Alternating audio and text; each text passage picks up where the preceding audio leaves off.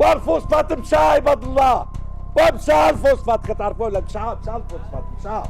تطور ثروة المغرب. أتساءل باستغراب مع المغاربة، أين هي هذه الثروة؟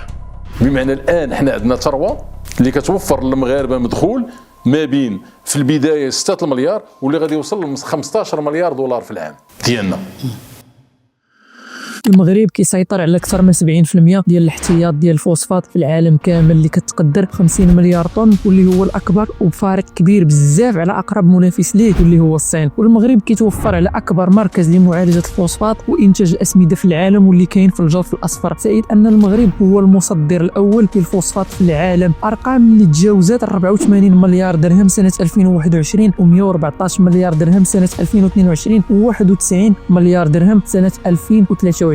واللي كيسير وكيتحكم في الثروه كامله هو المكتب الشريف للفوسفات، واللي ولا عباره على شركه باسم مجموعه الشريف للفوسفات اللي كتمتلك فيها الدوله الحصه الاكبر اضافه لمجموعه البنك الشعبي. مجموعه لو سي بي او المكتب الشريف للفوسفات كتمتلك هي براسها اكثر من 25 شركه اللي راس المال ديال كل وحده كيتقدر بملايين الدولارات، واللي متوزعه افريقيا، اوروبا وامريكا وحتى الهند. صافي الارباح ديال لو سي بي وصل لاكثر من 16 مليار درهم في النصف الاول من سنه 2024 فقط، برقم معاملات اللي تجاوز 48 مليار درهم في نفس الفتره من سنه 2024. فشنو هو هذا الفوسفات وفاش كيتم الاستعمال ديالو وفوقاش بدات قصه الفوسفات في المغرب وفين تم الاكتشاف ديال اول حجر فوسفاتي وامتى تاسس المكتب الشريف للفوسفات وشكون اللي كيستافد فعلا من هذه الثروه اللي كتعتبر الكنز ديال البلاد ديالنا واللي هي الحاضر والمستقبل ديال الامن الغذائي.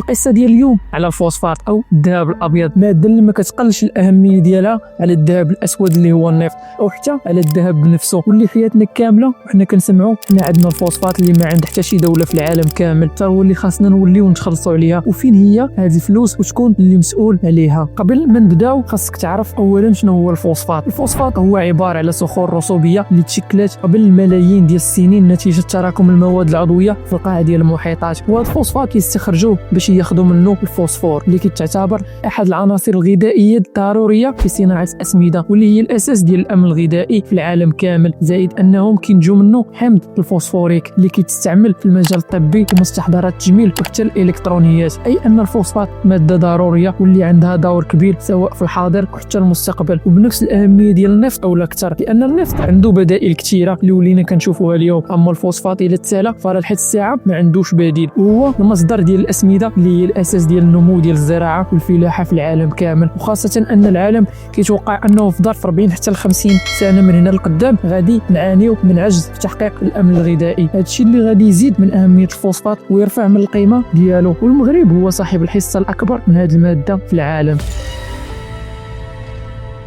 باش نعرفوا التاريخ ديال الفوسفات في المغرب غادي نبداو ازيرو، اي من النهار الاول اللي تم الاكتشاف ديال الفوسفات في المغرب، وبالضبط سنه 1920 في مدينه شخريبكا في عهد الاستعمار، واللي اكتشفه كان هو الجنرال الفرنسي ليوطي. وفي نفس السنه تم انشاء المكتب الشريف للفوسفات بمجلس اداره برئاسه وعضويه مسؤولين اللي كانوا كلهم فرنسيين. وفي سنه 1921 تم التصدير ديال اول شحنه ديال الفوسفات الخام المغربي من ميناء الدار البيضاء باتجاه دوله فرنسا. من بعد المغرب بدا كيصدر بكميات اكثر واكثر عام ورا عام، وخاصه من بعد ما تم الاكتشاف ديال منجم جديد في اليوسفيه سنه 1931 ومنجم بوغرع في الصحراء المغربيه من طرف المحتل الاسباني سنه 1947. ومن سنه 1921 حتى سنه 1956 كان المغرب كيصدر غير الفوسفات الخام، اي كيجبدوا من تحت الارض كيشارجي في الباطوات وكيبيعوا، اي ما كيفالوريزيه ما حتى حاجه، بمعنى انه ما كيحولوش الاسمده او حمض الفوسفوريك عاد كيبيعوا، بل كيبيعوا كيف ما هو، وهادشي اللي كان مخليه يتباع بثمن اللي طايح بزاف. وزيد عليه ان الاحتلال الفرنسي والاسباني بجوج بيوم كانوا كياكلوا معنا من هاد الثروه، وبقى الحال كيف ما هو حتى سنه 1962 فين شرى المكتب الشريف للفوسفات 65% من حصه اسبانيا من منجم بوغرع، وسنه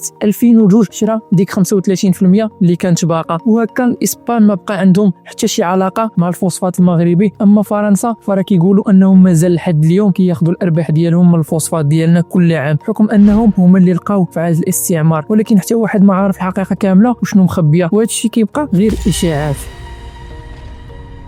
كيف ما قلت لك من قبل، المكتب الشريف للفوسفات تأسس سنة 1920 وبدا كيصدر الفوسفات الخام حتى سنة 1965 فين تم التأسيس ديال أول محطة لمعالجة الفوسفات في مدينة أسفي، فين بدات لو سي بي لأول مرة في تحويل الفوسفات لأسمدة، عاد كتصدر هذه الأسمدة بأثمنة اللي طالعة مقارنة مع الثمن ديال الفوسفات الخام. وفي سنة 1976 بدا الاستخراج ديال الفوسفات من منجم جديد في مدينة بن قرير حتى هي. وفي سنة 1984 لو سي بي افتتح محطة لمعالجة الفوسفات وإنتاج الأسمدة في الجرف الأصفر، واللي كتعتبر اليوم هي أكبر محطة لمعالجة الفوسفات وإنتاج الأسمدة في العالم كامل. وفي سنة 2008 المكتب الشريف للفوسفات تحول لمجموعة الشريف للفوسفات كشركة مملوكة بنسبة 95% للدولة المغربية و5% لمجموعة البنك الشعبي. لو سي بي اليوم كتستخرج الفوسفات المغربي من 4 ديال المواقع رئيسية واللي هي خريبكة، اليوسفية، بن قرير وبوقرع، وعندها 3 ديال مراكز المعالجة والتحويل ديال الفوسفات للأسمدة وحمض الفوسفوريك وبزاف ديال هاد المواد الكيميائية اللي كتعتبر من المشتقات ديال الفوسفات، واللي كاينين أسفي، العيون والجرف الأصفر، اللي كيف ما قلت لك من قبل هو الأكبر في العالم. هادشي كيخلي المغرب هو أكبر مصدر للفوسفات في العالم بحوالي 21% من حجم الصادرات ديال العالم كامل من هذه المادة. كما أن بلادنا عندها 70% من الاحتياط العالمي من الفوسفات، ولكن رغم ذلك فراه ماشي حنا هما أكبر منتج للفوسفات في العالم، بل الصين اللي رغم أنها ما عندهاش كمية الفوسفات اللي عندنا إلا أنها كتنتج حوالي 90 حتى ل 100 مليون طن كل عام، وحنا يلاه كننتجو ديك 35 مليون طن اللي يلاه فيها حوالي 12 مليون طن على شكل أسمدة، والباقي غير فوسفات خام. هنا كيبقى التساؤل الأكبر هو علاش ماشي حنا هما المنتج الأول رغم أننا عندنا الاحتياط أكبر في العالم؟ علاش مجموعة لو سي بي ما تستثمرش الأرباح ديالها في الرفع من معدل الإنتاج، شراء الآليات المتطورة وتزيد عدد اليد العاملة وتنشأ محطات لمعالجة هذه المادة اللي كتعتبر الأساس ديال أهم حاجة في الدنيا واللي هي التغذية، وتطور من المنتجات ديالها بلاصة ما تبقى تصدر الفوسفات الخام مباشرة، ونوليو حنا هما المصدر الأول للفوسفات والأسمدة وحمض الفوسفوريك وأي مادة كيميائية مشتقة من الفوسفات. هذا الشيء اللي بلا شك غادي يضاعف من الأرباح ويوفر الآلاف ديال مناصب الشغل للشباب المغربي اللي ما لاقي ما يدير، وخاصة أن العالم غادي في الاتجاه ديال الطاقات المتجددة والسيارات الكهربائية اللي سواء بغينا ولا كرهنا هما اللي غادي يشكلوا المستقبل ديالنا. وغير مؤخرا اعلنت الصين على نوع جديد من البطارية ديال LFP واللي كتكون من الليثيوم، الحديد والفوسفات. هذا الإعلان خلق ضجة كبيرة في مجال الطاقة في العالم بفضل مدة الشحن السريعة بزاف والقدرة ديالها على تخزين الطاقة، واللي سنوات كان المشكل الرئيسي ديال السيارات الكهربائية هو مدة الشحن والمسافة اللي كتقطعها البطارية. ولكن دابا مع هذا النوع الجديد ديال البطاريات LFP اللي صنعتهم الشينوا ولات الإمكانية ديال أنك تشحن السيارة ديالك فقط في مدة ديال 10 دقائق، وهذا الشيء اللي غير مؤخرا كان كيبان مستحيل. هذا الابتكار يقدر يكون نقطة تحول حقيقية في البلاد ديالنا، وخاصة أن مادة الفوسفات حنا هما مالية وحنا اللي كنحتكروا 70% من الاحتياطات ديال العالم كامل منها، وهذا الشيء اللي غادي يخلي المغرب سواء بغى ولا كره هو الرائد في مجال ديال الإلكترونيات إضافة للأسمدة ومجال التغذية، واللي كتعتبروا جوج مجالين عندهم أهمية كبيرة سواء اليوم أو في المستقبل. وهذا الشيء اللي غادي يحدث ثورة كبيرة ويخلي الفوسفات من أهم العناصر المعدنية في العالم كامل، واللي غادي تكون الأهمية ديالو قريبا بنفس الأهمية ديال البترول أو أكثر، وخاصة أنه هو الأساس ديال جوج دومينات اللي ضروريين واللي هما الغذاء اللي بلا بيه حنا والو، وزيد عليها من هنا القدام البطاريات والإلكترونيات بصفة عامة اللي هما المستقبل ديالنا. مجموعة لو سي بي عندها فروع ودايرة شراكات في كاع القارات على وجه هذه الكرة الأرضية، عندها بزاف ديال الشراكات أوروبا بحال مجموعة برايون اللي لو سي بي هو أحد أكبر المساهمين فيها واللي كاينة في بلجيكا، وعنده شراكات مع شركة ديبونت واللي هي أحد أكبر منتجي الكيماويات في العالم